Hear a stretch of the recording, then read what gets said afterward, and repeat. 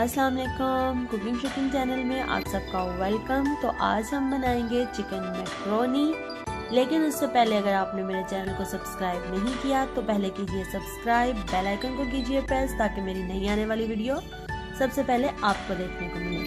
तो यहाँ पर मैंने आपको दिखा दिए हैं इंग्रेडिएंट्स, इन्हें कर लीजिए नोट। और अब हम स्टार्ट करते हैं कटिंग। सबसे पहले मैंने यहाँ पर 2 गाजर ली हैं। गाजरों को मैंने अच्छे से छील कर धोकर और उसके बाद कर लेना है कद्दूकश। तो कद्दूकश करने के बाद मिलते हैं। तो जी यहाँ पर हमारी गाजरें कश हो चुकी हैं। अब हमने नेक्स्ट चीज़ क्या लेनी है, चिकन मैंने यहाँ पर एक चिकन का ब्रेस्ट पीस लिया है। इसको मैंने कर लेना है क्यूब्स में कट। तो इसको कट करने के बाद मिलते हैं।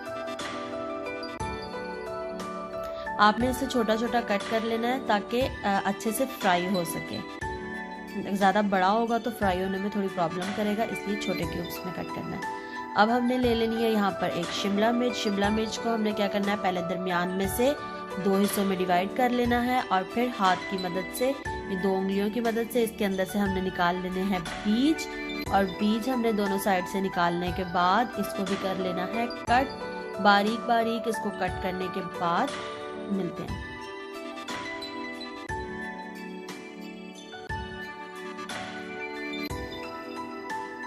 तो यहाँ पर जी हमारी शिमला मिर्च कट हो चुकी है। अब हमने क्या करना है, अब हमने लेनी है बंद गोभी। बंद गोभी को भी हमने अब कर लेना है कट। बंद गोभी को बिल्कुल बारीक कट करना है। यहाँ पर जी हमारी बंद गोभी भी कट हो चुकी है। अब हमने क्या करना है, इन तमाम चीज़ों को रख लेना है एक साइड पर। यहाँ पर मैंने एक मीडियम साइज़ का प्याज और एक मीडियम साइज़ का टमाटर भी कट कर लिया हुआ है। और अब हम चलते हैं पकाने की तरफ। तो यहाँ पर मैंने आलू लिए थे 4, उनको मैंने बॉईल होने के लिए रख दिया है। और अब अगला स्टेप हमने क्या करना है, हमने मैक्रोनी बॉईल करने के लिए उसका पानी चूल्हे पे रखना है। तो यहाँ पर जी पतीली के अंदर हमने डालना है तकरीबन 3-3.5 लीटर के करीब पानी डालना है। आप लोग अंदाजे से भी डाल सकते हैं कि हमारी मैक्रोनी सही से बॉईल हो जाए उसके अंदर। तो यहाँ पर मैं इसके अंदर गर्म पानी यूज़ कर रही हूँ ताकि जल्दी से बॉईल हो जाए। आप चाहें तो थोड़ी देर पहले रख लें ताकि पानी जो है वो उस पॉइंट पर, जब तक हमारा मसाला रेडी हो तब तक हमारी मैक्रोनी भी बॉईल हो चुकी हो। तो मैंने इसलिए इस पॉइंट पर रखा था क्योंकि मैंने गर्म पानी डाला है। तो अगर आपने ठंडा पानी यूज़ करना है तो आप थोड़ी देर पहले रख लें, जब कटिंग करना स्टार्ट करें उस वक्त रख लें। तो वहाँ पर जी मैंने उसको रख दिया हुआ है पानी के ऊपर। यहाँ मैंने एक पैन के अंदर तकरीबन 3 टेबलस्पून के करीब ऑयल डाल लिया है। ऑयल डालने के बाद मैंने इसके अंदर डाल दी है प्याज़ों को हमने करना है गोल्डन फ्राई। तो इनको गोल्डन फ्राई करने के बाद मिलते हैं। तो वहाँ पर जी हमारा पानी भी बॉईल हो चुका है। अब हमने उसके अंदर डालनी है नमक डालना है। नमक मैंने यहाँ पर 1/2 टेबलस्पून डाला है। और इसके अंदर मैं डाल दूँगी 2 से 3 चम्मच ऑयल। और फिर मैं इसके अंदर ऐड करूँगी मैक्रोनी ताकि अच्छे से बॉईल हो जाए। ऑयल इसलिए डालते हैं ताकि मैक्रोनी आपस में चिपके ना। तो अब हम उसको लिड देकर थोड़ी देर पकने देंगे। और यहाँ पर जी हमारे प्याज भी तकरीबन हो चुके हैं। अब हमने इसके अंदर डालना है 1/2 टेबलस्पून लहसुन अदरक का पेस्ट और उसको भी हमने इसके साथ कर लेना है गोल्डन। तो चलें जी, इसको भी फ्राई करने के बाद मिलते हैं। तो यहाँ पर जी तकरीबन हमारा हो चुका है। अब हमने इसके अंदर डालनी है चिकन यहाँ पर जो हमने क्यूब्स में कट की हुई थी वो इसके अंदर डाल लेनी है। इसको अच्छे से करना है फ्राई ताकि इसका सारा पानी ड्राई हो जाए और इसका कलर चेंज हो जाए। यहाँ पर हमारी चिकन बिल्कुल रेडी हो चुकी है। और अब हमने इसके अंदर डाल देनी है गाजर जो हमने कश करके रखी हुई थी।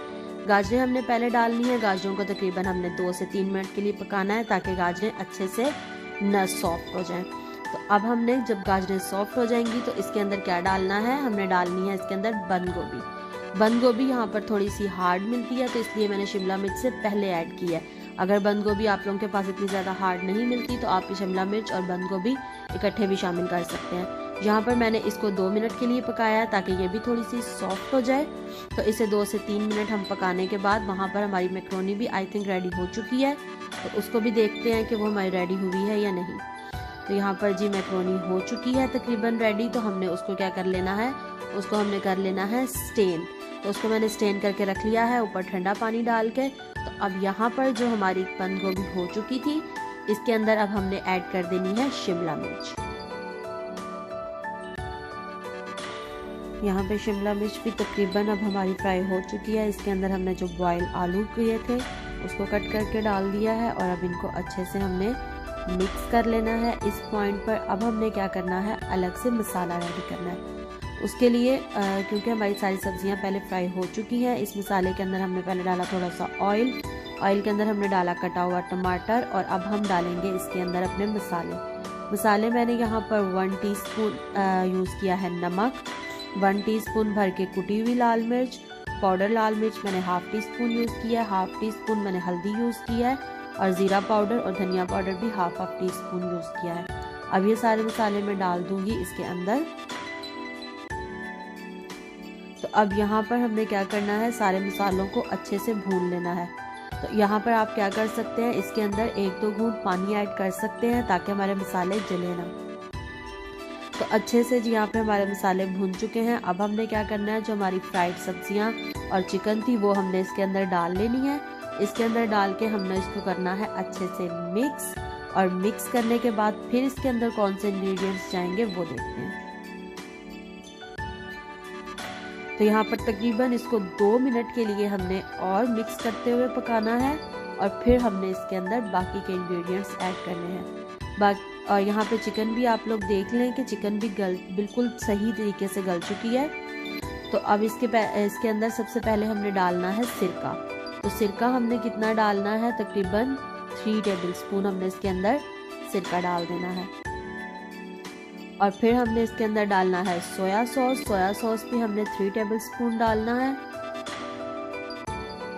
और यहाँ पर हमने इसके अंदर फिर ऐड करना है हॉट चिली सॉस। कोई सा भी चिली सॉस ऐड कर सकते हैं, मैंने हॉट चिली सॉस ऐड किया है।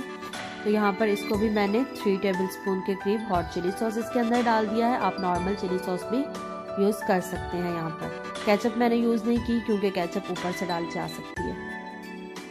तो यहाँ पर हमने इन सारी चीज़ों को कर लेना है अच्छे से मिक्स, और ये हमारा एक सालन रेडी हो गया है। तो इसके अंदर अब हमारी मैक्रोनी जाएगी। तो इसको तकरीबन हमने यहाँ पर 2 मिनट के लिए इन सारे सॉसेस के अंदर भी अच्छे से पका लेना है। यहाँ पर मेरे पास था ऑरिगेनो एक इटालियन हर्ब्स होती है, इसकी खुशबू बहुत प्यारी होती है। तो ये मैंने हाफ टी स्पून के करीब इसके अंदर डाली है, और इसको भी अच्छे से मैंने कर दिया है मिक्स। अब मैं इसके अंदर डालने जा रही हूँ मैक्रोनी जो थी हमने बॉयल करके रख ली हुई थी। यहाँ पर मैक्रोनी चिपक जाती है तो टेंशन नहीं लेनी, इसके अंदर आप ठंडा पानी डालें तो वो दोबारा अलग हो जाती है। तो यहाँ पर मैंने इसको अंदर डाल ली है सारी मैक्रोनी को। अब मैंने इसको करना है अच्छे से मिक्स, और मिक्स करने के बाद हमने लिड देकर इसको 2-3 मिनट का दम देना है, 3-4 मिनट का, ताकि मसाले जो हैं वो मैक्रोनी के अंदर रच बस जाएं। तो यहाँ पर तकरीबन 3-4 मिनट का दम देंगे हम, और उसके बाद ये हमारी मैक्रोनी रेडी हो चुकी होगी, और इसको फिर हम करेंगे डिश आउट।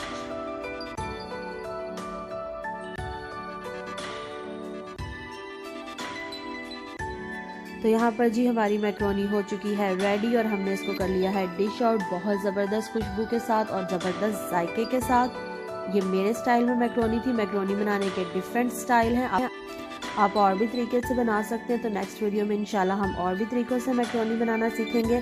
तो नेक्स्ट वीडियो तक के लिए दीजिए मुझे इजाज़त। वीडियो अच्छी लगे तो इसको कीजिए लाइक एंड शेयर। अल्लाह हाफिज़।